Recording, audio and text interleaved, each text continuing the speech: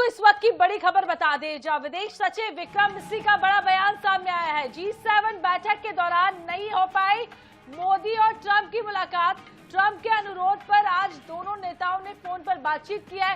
मोदी और ट्रंप ने 35 मिनट तक बातचीत की। ऑपरेशन सिंदूर पर राष्ट्रपति ट्रंप से विस्तार से बातचीत हुई है। पीएम मोदी ने आतंकवाद के खात्मे का संकल्प एक बार फिर से दोहराया है। प्रधानमंत्री नरेंद्र मोदी ने सीज फायर को लेकर ट्रंप से कहा, भारत अमेरिका व्यापार समझौते पर नहीं हुई है कोई भी बातचीत। इसके अलावा आपको बता दें, भारत पाकिस्तान के बीच मध्यस्थता पर भी कोई बातचीत नहीं हुई है। सैन्य कार्रवाई रोकने के बारे में विदेश सचिव ने कहा, भारत और पाकिस्तान के बीच दोनों सेनाओं के बीच हुई थी बात और दोनों सेनाओं के बीच स्थापित मौजूदा चैनलों के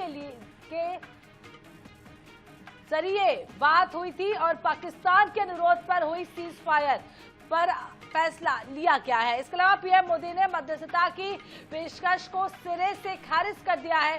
ना कभी मध्यस्थता स्वीकार की और ना ही कभी करेंगे। मोदी ने राष्ट्रपति ट्रंप को स्पष्ट रूप से कहा कि इस पूरे घटनाक्रम के दौरान कभी भी किसी भी स्तर पर भारत अमेरिका ट्रेड डील या अमेरिका द्वारा भारत और पाकिस्तान के बीच मध्यस्थता जैसे विषयों पर बात नहीं हुई थी। सैन्य कार्रवाई रोकने की बात सीधे भारत और पाकिस्तान के बीच दोनों सेनाओं की एग्जिस्टिंग चैनल्स के माध्यम से हुई थी और पाकिस्तान के ही आग्रह पर हुई थी।